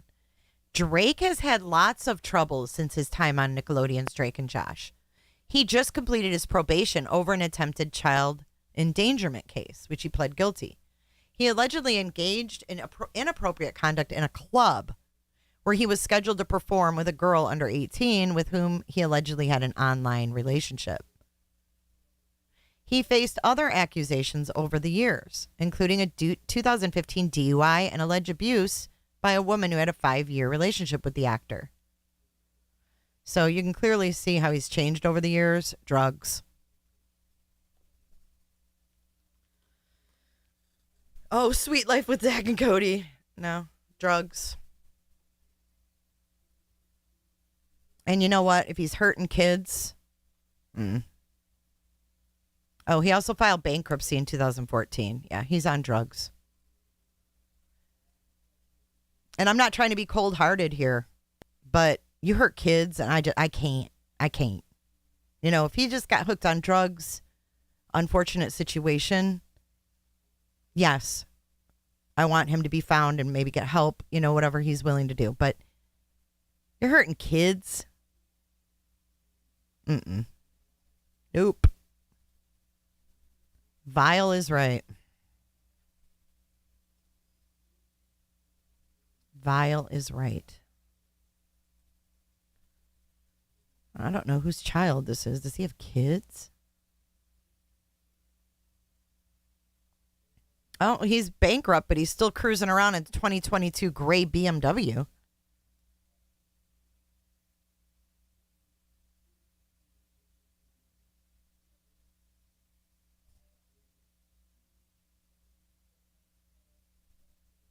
I bet this kid is like, oh, God. Josh Peck. Josh Peck is probably like, oh, good God.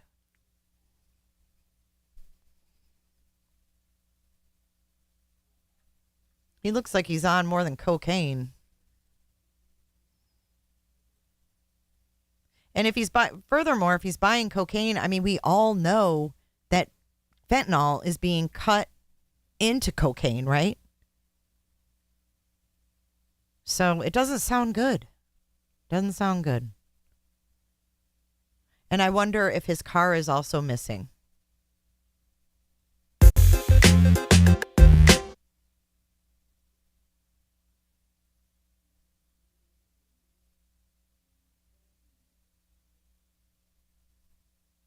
Cocaine. Yeah, Mainland High School. Let me show you guys before we get off here. I'm going to go to the pool. It's actually sunny today. It was all overcast yesterday. Mainland High School. The last time I went to Daytona Beach, I was just so sad because it's such a dump now. It's god awful.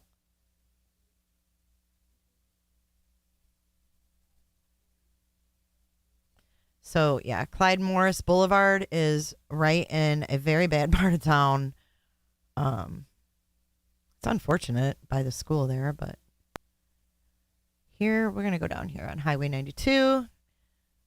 This is where the high school is over here. Hang on.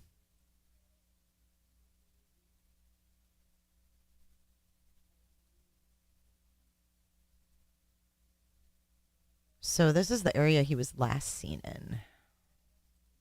And you probably can't tell from Google that it's in the ghetto. But it is. The mainland of Daytona Beach is all just, it's terrible. Because the beach side is even worse now. I went to the beach. I stayed right on the beach and I was so geeked. I got like a great deal on a room and everything. And I'm like, damn, and I got there and I was like, holy hell. Like, you don't even want to walk around there in the dark anymore.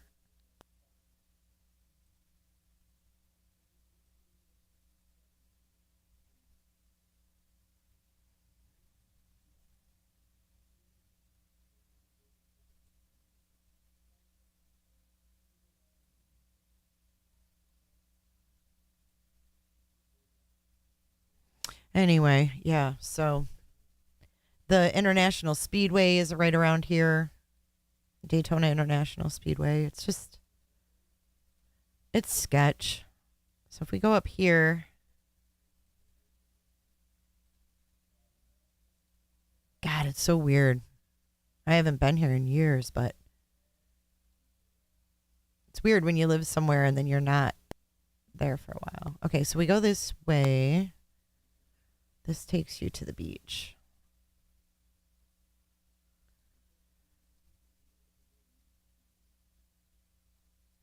But I couldn't believe it. When I went to the beach side, there was like homeless. There was, people strung out on drugs. And it was just not a good scene. When I lived there in the early 90s, showing my age, but when I lived there in the early 90s, there was like families and everything else. There's the speedway right there. But yeah, it was a lot of families coming there for vacations and stuff. And now,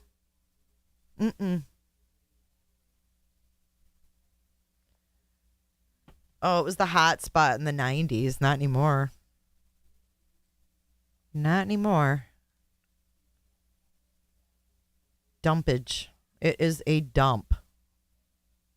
I mean, it's beautiful and it's awesome because you can actually drive on the beach still, but if you go, it's just, you got to ignore all that stuff. And I bet I don't know. It's just sad because it was a really cool place to be. Absolutely fun to live there back in that time.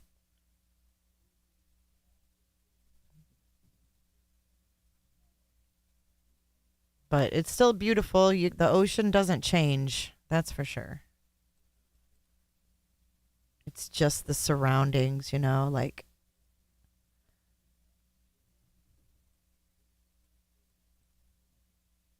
when you can't walk down the street at night and feel safe, in a tourist town, that sucks. And that's what worries me about the shootings that were happening in Clearwater, because we don't want to see Clearwater turn into your typical beach town. And here on the Gulf Coast, they've actually been able to kind of, we do have homeless and we do have, a problem with that, but they've been able to keep a lot of that out of sight. I don't know how. I don't know what they do over here, but isn't it gorgeous? Just absolutely beautiful. But I don't know how they managed to keep the Gulf Coast so, I guess maybe because there's more residential, like some of the stretches of beach on the Gulf Coast is just private beach. But these areas here are just, wide ass open. You got people sleeping on the beach. It's just like, yeah, you don't really want to take your kids there and be playing. And it's just weird. It's sad. And I don't know what, what's gonna give to make things better. But this is where you drive down to drive on the beach. It's so fun. It actually is amazing. If you've never been there, I highly suggest if you can rent a Jeep or something or whatever you drive and just park on the beach and chill for the day. It's so fun. And this is the only place you can actually drive on the beach. It's pretty amazing. Pretty amazing stuff.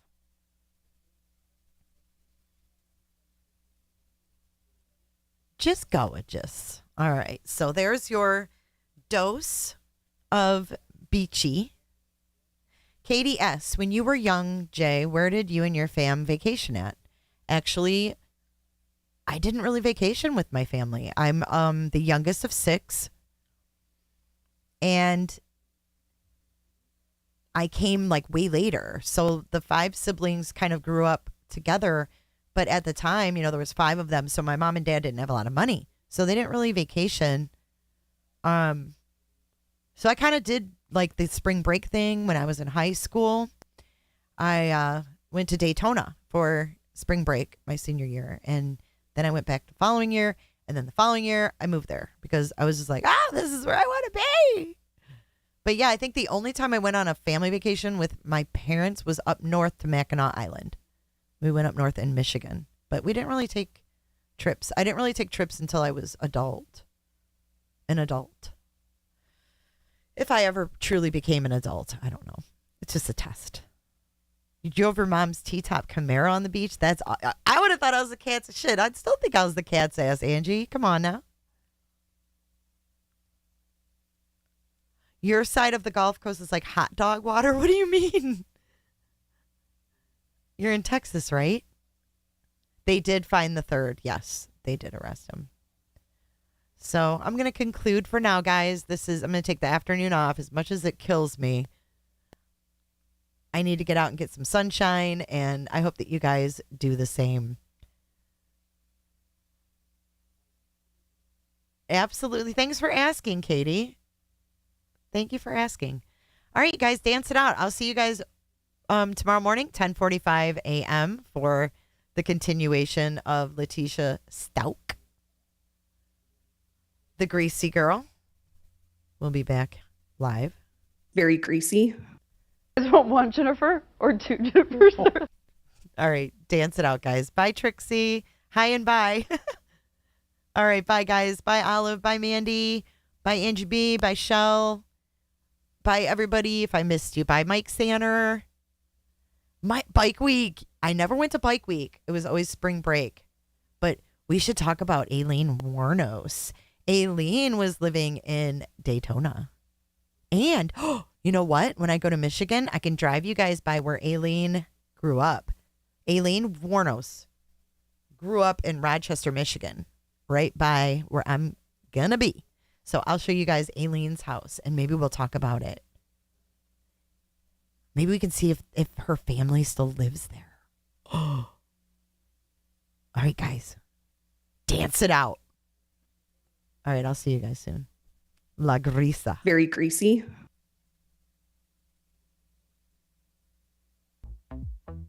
Give a damn. I don't really care about you and your problems. I don't give a damn. You talk way too much. I have heard enough about you and your problems. I don't give a damn. I don't give a damn. Damn, damn. I don't give a damn. Damn, damn. I don't give a damn. Damn, damn. I don't give a damn. You wanna be with me. You wanna feel something real, but I'm feeling differently. You're making plans to get to friends, but don't wanna face the fact that I ain't got time, I ain't got time, I ain't got time for that. Staying up late, sleeping all day.